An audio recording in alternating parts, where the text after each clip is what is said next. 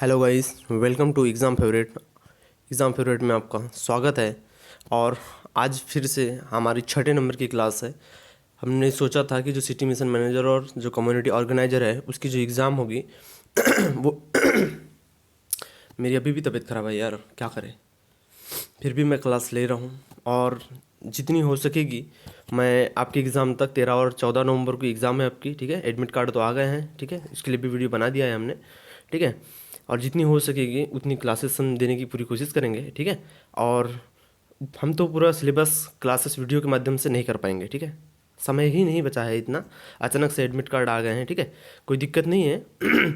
हम क्या करेंगे, हम लोग आपको पीडीएफ अवेलेबल, वीडियो जितने हो सकेंगे उतने तो हम आपको अवेलेबल कराएंगे, लेकिन हम कोशिश पूरी करेंगे कि हम आपको पीडीएफ अवेलेबल करा दें, ठीक है। ताकि आप कर आप स्टडी तो हुई नहीं है, कम से कम आप रिवीजन एक प्रकार का मान लीजिए कि आप रिवीजन तो करके जाएंगे, ठीक है। बस इसी प्रकार से आपको रेडी होकर जाना है, क्योंकि समय तो हमारे पास बचा नहीं है, ठीक है। और जितने हो सकेंगे उतने मैं वीडियो अवेलेबल कराऊंगा। मेरी फीवर है, सर्दी है, जुकाम है, ठीक है। इस वजह से और ज़्यादा दिक्कत हो रही है। आप समझदार है, समझ पा रहे होंगे, ठीक है। तो जिन स्टूडेंट ने जो गुरु दक्षिणा है वो पे कर दिया है, वो शांति रखे, ठीक है। संयम बनाए रखे, काम हो जाएगा। टेंशन नहीं लेना है आपको, टेंशन लेने से किसी का भला नहीं हुआ है, ठीक है। थोड़ा धीरज से संयम से काम लीजिए, ठीक है। और बहुत से स्टूडेंट्स का कहना है कि सर कुछ कंसेशन मिलेगा, सर हमें केवल पीडीएफ मिल जाएगी। आप ही बताइए, जब जिन स्टूडेंट ने पहले से गुरु दक्षिणा पे करके रखा है उनका क्या होगा, ठीक है। आप समझदार हैं, ठीक है। तो राज्य स्तरीय आजीविका मिशन जिसका एडमिट कार्ड आ चुका है और एक क्लासेस हो रही थी 65 नंबर के लिए हो रही थी, ठीक है। और यहाँ पर आप देख पा रहे होंगे ऑफर सिर्फ 8 नवंबर तक था, लेकिन और 9 नवंबर से 999 होने वाला था, लेकिन कोई प्रॉब्लम नहीं, अचानक से एग्ज़ाम आ गई है। ऑफर जैसा था वैसा ही रहेगा, ठीक है। तो जिसके लिए 501 रुपये पे करना था। आगे की क्लास आपको पीडीएफ के रूप में और टेलीग्राम में पीडीएफ अवेलेबल हो जाएगी। अगर से आप चाहते हैं कि पीडीएफ केवल पीडीएफ और कुछ क्लासेस मिले तो आप ज्वाइन हो सकते हैं, आगे आपकी मर्जी है, ठीक है। और बात करें जैसे अगर से आप गुरु दक्षिणा पे करते हैं तो उसकी स्क्रीनशॉट ये आपके सामने व्हाट्सअप नंबर दिया है, उसमें भेजना है आपको, और साथ में अपना टेलीग्राम नंबर और अपना नाम भेजना है, आपको ज्वाइन करा दिया जाएगा, ठीक है। तो जिसमें आपको कुछ वीडियोस मिलेंगे, अभी पिछले क्लासेस की जो डली है वो, और अभी 13-14 तारीख तक जो डलेंगी क्लासेस वो भी मिलेगी आपको। कहाँ पर वो टेलीग्राम ग्रुप में मिलेगी बस, ठीक है। बाहर में आपको यूट्यूब पर उपलब्ध नहीं होगी वो, ठीक है। और साथ में आपको पीडीएफ भी दी जाएगी, ठीक है। बात करेंगे रिवीजन की। रिवीजन के लिए तो समय ही नहीं बचा, अब डायरेक्टली रिवीजन ही करना है हमको, ठीक है। कोई दिक्कत नहीं। आ गई 65 की क्लासेस। ऑफर 8 नवंबर तक था और ये ऑफर अब 13 नवंबर तक ही रहेगा। कोई दिक्कत नहीं, आप जब चाहे तब खरीद सकते हैं, ठीक है। 999 नहीं होगा, ठीक है। Thank you so much. मिलेंगे हम अब आगे क्लास में, ठीक है। चलिए क्लास पे, चलो, ठीक है। और ये रहा आपका पहला क्वेश्चन आज का। इसके पहले के जो 140 क्वेश्चन है वो कंप्लीट हो चुके हैं। जिला नियोजन से संबंधित समिति निम्नलिखित में से कौन सी समिति थी, और इसके लिए 4 ऑप्शन दिए गए हैं। हम लोग समय बिल्कुल वेस्ट नहीं करेंगे, हम लोग फटाफट क्वेश्चन करेंगे, बस क्वेश्चन आंसर पॉइंट फटाफट। हनुमंतराव समिति, और ये 4 ऑप्शन आपके सामने में दिए गए हैं, ठीक है। ये 4 ऑप्शन आपको दिखाई दे रहे होंगे और इसमें से जो राइट आंसर हो जाएगा आपका ऑप्शन नंबर ए, हनुमंतराव समिति इज़ द करेक्ट आंसर हो जाएगा इसके लिए, ठीक है।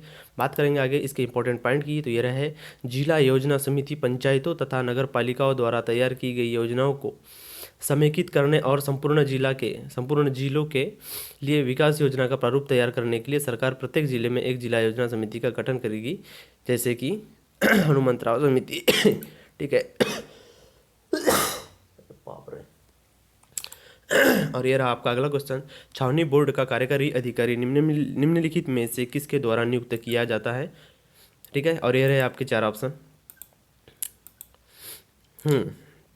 और इस क्वेश्चन के लिए जो राइट आंसर हो जाएगा आपका वो हो जाएगा ऑप्शन नंबर सी, अर्थात भारत के राष्ट्रपति के द्वारा, ठीक है।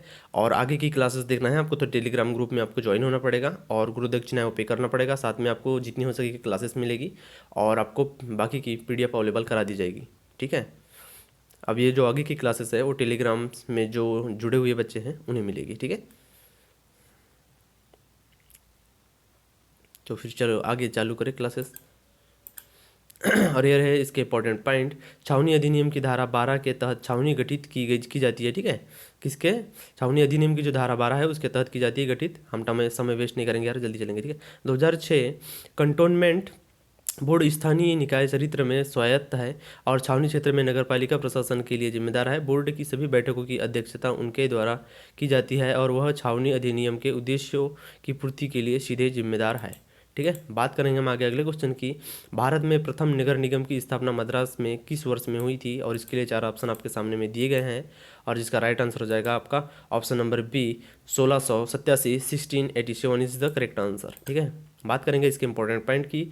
तो नगर निगम के एक स्थानीय शासी निकाय के लिए कानूनी नाम होता है, ठीक है, जो शहर, काउंटियों, कस्बों, बस्ती, चार्टर बस्ती, गांव और नगर सहित स्थलों के लिए प्रयुक्त शब्द होता है। कौन सा? नगर निगम। ठीक है, नगर निगम के समावेश नगर निगम का समावेश तब होता है जब ऐसे नगर पालिकाओं ऐसी नगर पालिकाएं हो स्वयं राज्य या प्रांत में स्थित होना चाहिए। ठीक है, उसके कानूनों के तहत संस्थाओं के संचालक अक्सर इस घटना को पुरस्कार या नगर निगम के एक चार्टर की घोषणा से चिन्हित करते हैं। ठीक है, बात करेंगे हम आगे अगले क्वेश्चन की और ये रहा आपके सामने में, राज्य विधान परिषद को निम्नलिखित में से कौन भंग कर सकता है? तो इसके लिए 4 ऑप्शन आपके सामने में दिए गए हैं और इसके लिए राइट आंसर हो जाएगा आपका ऑप्शन नंबर ए हो जाएगा। ठीक है, संसद। ठीक है, बात करेंगे आगे हम अगले इसके इंपॉर्टेंट पॉइंट की। तो संविधान का जो आर्टिकल 169 है, 171(1) है और 171(2) है, इसमें विधान परिषद के गठन का प्रावधान किया गया है। ठीक है, और इसकी जो प्रक्रिया है वो इस प्रकार से है, देख पाएंगे आप। विधानसभा में उपस्थित सदस्यों के 2/3 बहुमत से पारित प्रस्ताव को संघीय संसद के पास भेजा जाता है। सेकंड बात करें तत्पश्चात उसके बाद अनुच्छेद 171(2) के अनुसार लोकसभा एवं राज्यसभा साधारण बहुमत से प्रस्ताव पारित करती है। और इसके लिए लास्ट इसके बाद पॉइंट है आपका, राष्ट्रपति के हस्ताक्षर अर्थात साइन हेतु इस प्रस्ताव को उनके पास प्रेषित कर दिया जाता है अर्थात भेज दिया जाता है। ठीक है, और बात करें हम लास्ट पॉइंट की, तो राष्ट्रपति के हस्ताक्षर होने के बाद ही विधान परिषद के गठन की अनुमति मिल जाती है। ठीक है, ये रहा आपका अगला क्वेश्चन, जिलाधीश का मुख्य कार्य है और इसके लिए 4 ऑप्शन आपके सामने में दिए गए हैं। ठीक है, कानून और व्यवस्था बनाए रखना, राजस्व संग्रहण, विकास कार्य से जुड़े प्रशासन के मध्य तालमेल बैठाना, उन परिवेदनाओं पर ध्यान देना। तो इसके लिए राइट आंसर हो जाएगा आपका ऑप्शन नंबर ए, कानून और व्यवस्था को बनाए रखना जिलाधीश का मुख्य कार्य होता है। ठीक है, बात करेंगे हम आगे अगले क्वेश्चन की, रेल बजट में मांगों की संख्या कितनी होती है? तो इसके लिए आपके सामने में 4 ऑप्शन दिए गए हैं, 36, 42, 34 और 32। तो इसके लिए राइट आंसर होगा आपका 32, option number D is the correct answer. तो रेल बजट में मांगों की संख्या कितनी होती है? 32 होती है। ठीक है, बात करेंगे हम आगे अगले क्वेश्चन की, और निम्नलिखित में से किसी मतदान हेतु लोकसभा में प्रस्तुत किए जाने से पहले लोक लेखा समिति का अनुमोदन प्राप्त होना चाहिए। और इसके लिए 4 ऑप्शन आपके सामने में दिए गए हैं। ठीक है, और इसके लिए जो राइट आंसर होगा आपका वो हो जाएगा ऑप्शन नंबर डी, अतिरेक अनुदान हो जाएगा इसका राइट आंसर। ठीक है, बात करेंगे इसके इंपॉर्टेंट पॉइंट की, तो लोक लेखा समिति भारत सरकार के खर्चों की लेखा परीक्षा करने वाली समिति होती है। ठीक है, जिसका गठन भारत सरकार अधिनियम 1919 के अंतर्गत पहली बार 1921 में हुआ था। और 1919 में काला कानून आपने पढ़ा होगा, और नहीं पढ़ा है तो बता दिया जाए आपको कि 1919 में रोलेक्ट एक्ट भी पारित हुआ था। ठीक है, वर्तमान में इसमें 22 सदस्य है जिनमें से 15 लोकसभा से तथा राज्यसभा से होते हैं। ठीक है, बात करेंगे आगे अगले क्वेश्चन की, निम्नलिखित में से कौन बजट की तैयारी कार्य में शामिल नहीं होता है? तो इसके लिए 4 ऑप्शन आपके सामने में दिए गए हैं, नियंत्रक, महालेखा परीक्षक, वित्त आयोग, वित्त मंत्रालय और लास्ट ऑप्शन है आपका योजना आयोग। तो बजट की तैयारी कार्य में शामिल नहीं होता है, तो वो उसके लिए राइट आंसर हो जाएगा आपका वित्त आयोग, जो कि बजट के तैयारी में शामिल नहीं होता है। ठीक है, वित्त आयोग की बात की जाए। ठीक है, वित्त मंत्रालय, योजना आयोग और नियंत्रक महालेखा परीक्षक ये शामिल होते हैं। ठीक है, बात करेंगे आगे हम इसके इंपॉर्टेंट पॉइंट की, तो ये रहे सामने आपके भारतीय वित्त आयोग फाइनेंस कमीशन ऑफ इंडिया है। ठीक है, तो इसकी स्थापना 22 नवंबर 1951 को होती है। इसका आधिकारिक जो क्षेत्र है भारत सरकार, ठीक है, आपको मालूम है। और जो भारतीय वित्त आयोग है इसका मुख्यालय कहाँ पर है? नई दिल्ली में। और इसके जो संस्था कार्यपालकन है वो है इसके चेयरमैन जो NK सिंह है। ठीक है, किसके? भारतीय वित्त आयोग के। और बात करेंगे अगले क्वेश्चन की, और ये रहा आपके सामने में, ड्रैट एडमिनिस्ट्रेटिव निम्नलिखित में से किसकी विशेषता है? और इसके लिए 4 ऑप्शन आपके सामने में दिए गए हैं, और इसके लिए जो राइट आंसर हो जाएगा आपका वो हो जाएगा आपका ऑप्शन नंबर बी, फ्रांसीसी कानून की विशेषता है। ठीक है, ड्रैट एडमिनिस्ट्रेटिव। ठीक, बात करेंगे हम आगे अगले क्वेश्चन की। ब्रिटेन में प्रशासन से संबंधित संसदीय आयुक्त को निम्नलिखित में से किसके समकक्ष दर्जा प्राप्त है? तो इसके लिए 4 ऑप्शन आपके सामने में दिए गए हैं और इसके लिए जो राइट आंसर हो जाएगा आपका वो हो जाएगा ऑप्शन नंबर डी, नियंत्रक और महालेखा परीक्षक, जिसे हम CAG भी कहते हैं। ठीक, बात करेंगे हम आगे। तो भारत इनका जो नामांकन करता होता है वो कौन होता है? भारत के प्रधानमंत्री होते हैं। और नियुक्तिकर्ता की बात करें अर्थात नियुक्ति किसके द्वारा होती है? वो होती है भारत के राष्ट्रपति के द्वारा। इनका जो कार्यकाल होता है, इससे प्रश्न बहुत बार बनता है। ठीक है, अवधि मतलब इनका जो कार्यकाल होता है वो 6 वर्ष या फिर 65 वर्ष होता है। अब 6 वर्ष और 65 वर्ष का मतलब होता है कि जैसे कि मान के चलिए आपकी 65 वर्ष से कम की आयु है। ठीक है, जैसे कि मान के चलिए 50 वर्ष की एज है तो 56 वर्ष तक आप कर पाएंगे। ठीक है इस मतलब इस पद पर नियुक्त रहेंगे। ठीक है, अगर से आपकी जो एज है, ठीक है, वो अगर से मान के चलो 63 है आपकी, ठीक है, तो 63 के बाद आप 63, 64 और 65 मतलब 3 साल ही कर पाएंगे। ठीक है, 65 वर्ष से अधिक आयु होने पर आप वहाँ पे नियुक्त नहीं रहेंगे। ठीक है, उद्घाटक धारक वी नरहरि राव, ठीक है, उपाधिकारी, उपनियंत्रक एवं महापरिलेखक, ये मतलब महालेखा परीक्षक, और इनकी जो सैलरी होती है वो होती है 2.5 लाख रुपए प्रति माह।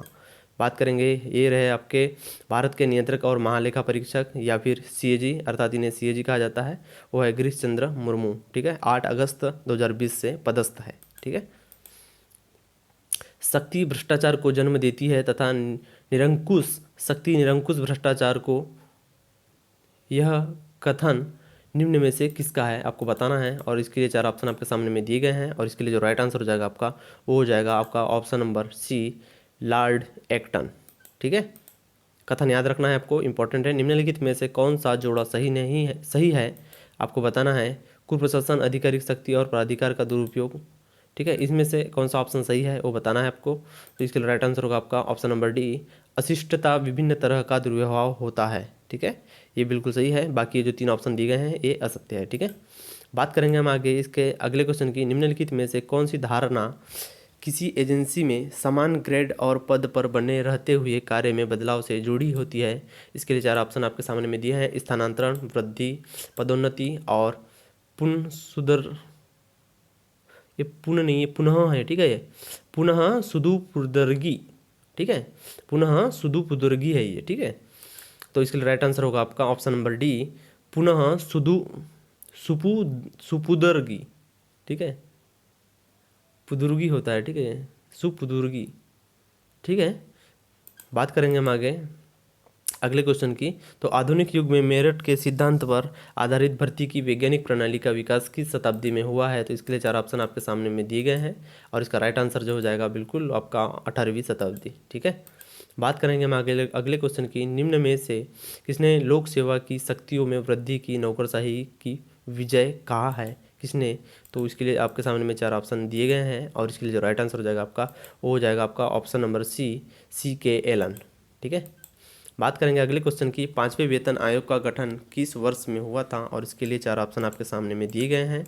ठीक है, और इसके लिए जो राइट आंसर हो जाएगा वो हो जाएगा आपका option number D, 1994, 1994 is the correct answer. ठीक है, बात करेंगे हम आगे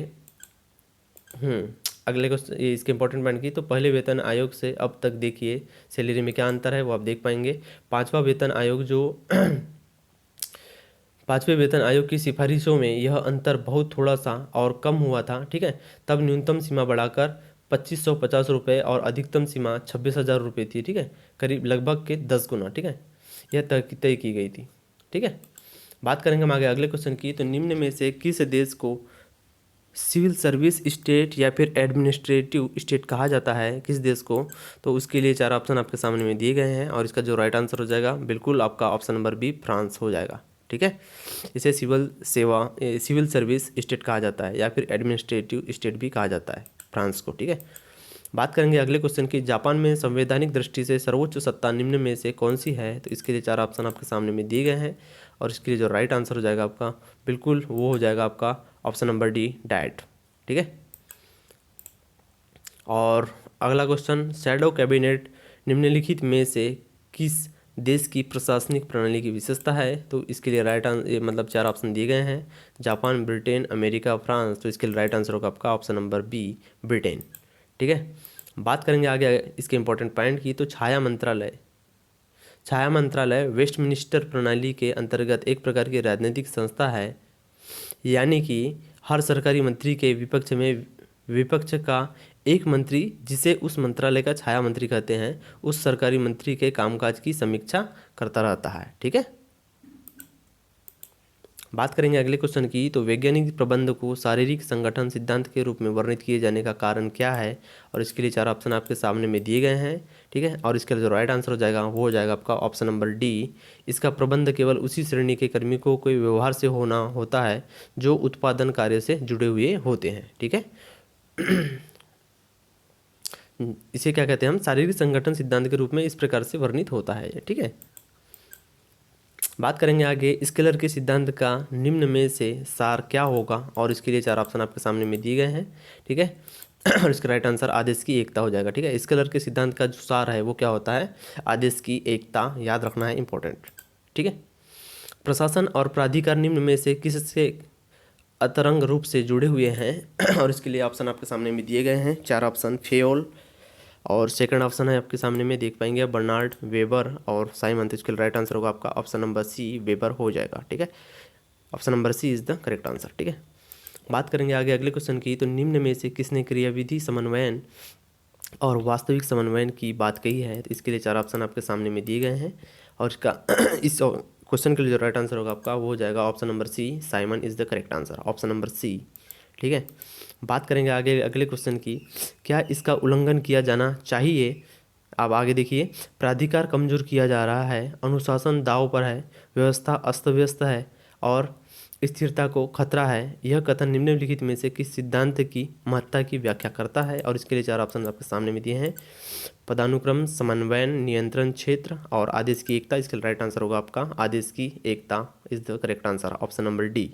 ठीक है, बात करेंगे आगे अगले क्वेश्चन की। तो संगठन में स्केलर प्रक्रिया का आशय कर्तव्यों को निम्न में से किसके अनुसार श्रेणीबद्ध करने से है? और इसके लिए 4 ऑप्शन आपके सामने में दिए गए हैं। तो इसके लिए राइट आंसर हो जाएगा आपका ऑप्शन नंबर सी, प्राधिकार की कोटि और तत्संबंधी उत्तरदायियों के अनुसार। इसके लिए राइट आंसर हो जाएगा। ठीक है, बात करेंगे आगे अगले क्वेश्चन की। तो मानव रूपी मशीन के समान मंत्री इच्छा शक्ति का सचिव मस्तिष्क का तथा कार्यकारी प्रमुख को हाथ का प्रतिनिधित्व करता है, यह कथन किसके संबंधित है? तो इसके लिए 4 ऑप्शन आपके सामने में दिए गए हैं, और इस क्वेश्चन के लिए जो राइट आंसर हो जाएगा वो हो जाएगा आपका ऑप्शन नंबर बी, केंद्र सरकार के पुनर्गठन की रिपोर्ट से संबंधित है। ठीक है, बात करेंगे अगले क्वेश्चन की। तो मंत्रिमंडल स्तर की निम्न समितियों में से किसकी अध्यक्षता प्रधानमंत्री नहीं करते हैं? तो इसके लिए ऑप्शन आपके सामने में 4 दिए गए हैं। ठीक है, तो इसके लिए जो राइट आंसर होगा आपका वो होगा आपका ऑप्शन नंबर बी, संसदीय समिति की अध्यक्षता नहीं करते हैं। कौन? प्रधानमंत्री। ठीक है, बात करेंगे आगे अगले क्वेश्चन की। तो संविधान में मौलिक कर्तव्यों का समावेश निम्नलिखित में से किसकी सिफारिश पर किया गया है? और इसके लिए 4 ऑप्शन आपके सामने में दिए गए हैं। ठीक है, तो इसके लिए जो राइट आंसर हो जाएगा आपका वो हो जाएगा ऑप्शन नंबर डी, स्वर्ण सिंह समिति। संविधान में मौलिक कर्तव्यों का समावेश निम्नलिखित में से किसकी सिफारिश पर किया गया है? तो वो किया गया स्वर्ण सिंह समिति के आधार पर किया गया है। ठीक है, और ये रहा हमारा इंपॉर्टेंट पॉइंट। तो स्वर्ण सिंह समिति अर्थात स्वर्ण सिंह को राष्ट्रीय आपातकाल के दौरान सन 1976 में यानी 1976 में भारत के संविधान का अध्ययन करने की जिम्मेदारी सौंपी गई थी। किसे? स्वर्ण सिंह को।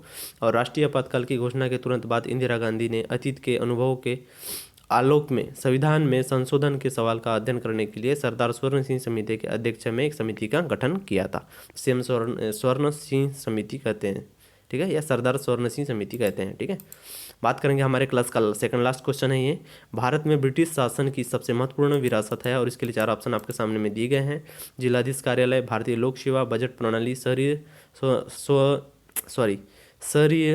शहरी स्थानीय शासन या फिर सरकार। तो इसके लिए राइट आंसर हो जाएगा भारतीय लोक सेवा। ठीक है, इंडियन पब्लिक सर्विस। ठीक है, बात करेंगे हमारे इसके इंपॉर्टेंट पॉइंट की। तो संघ लोक सेवा आयोग अर्थात UPSC, union public service commission, ठीक है, भारत में केंद्रीय भर्ती एजेंसी है।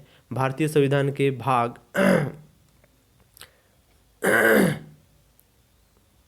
गले में खराश बहुत आ रही है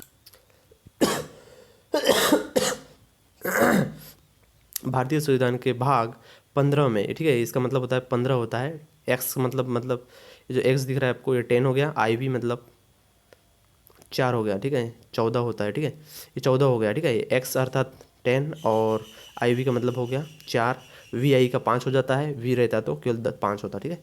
इसका मतलब हो गया भाग 14।